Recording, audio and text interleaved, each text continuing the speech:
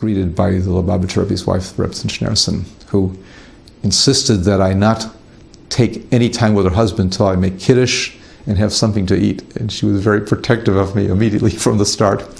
And I told the Rebetzin, I said, I really came to make sure that things are okay for your husband. And she said, your friend Dr. Tischholz has gotten things under control. I want to reassure you that you should make Kiddush and have something to eat, and you'll then meet my man, as she said.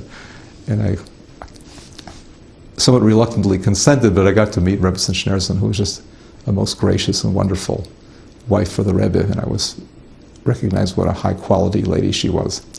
And she took her responsibility of being a good hostess very seriously. In addition to Rebbe Krinsky and Rebbe Groner and Rebbe Klein being my very strong allies who would keep me regularly informed, my closest ally was Rebetzn Jaya, with whom I had a phone call almost nightly, with the exception, of course, of Shabbos.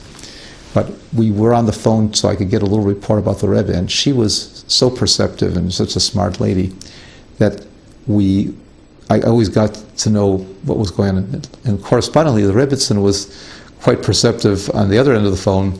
She would almost know what the outcome of the Cubs score was. She was an avid Cubs fan, so she could almost tell when they had won and lost. That's how she could read me on the phone. So we had a chance really to know the Rebbe in the days before the internet or internet pictures of the situation or direct data transmission. This was my direct data transmission, talking to Rebetzn Jaya, because she had such a keen sense of the Rebbe's real pulse. I also might add that she was the Rebbe's intellectual sparring partner, so she could take the Rebbe to task at home as a good wife would when she saw him going a little too far afield. And I felt that was a very great support, and she was like a medical protector in that way. The Rebetzin loved the Rebbe with all her heart. I mean, the Rebbe loved the Rebetzin with all his heart. He always showed great concern for her, and he was always telling me, please go after this visit immediately to the Rebetzin to reassure her that things are okay, because she's always so worried. And vice versa, the Rebetzin just had such a great admiration and respect for her man. Ever since her loss, the Rebbe's household was not at all the same.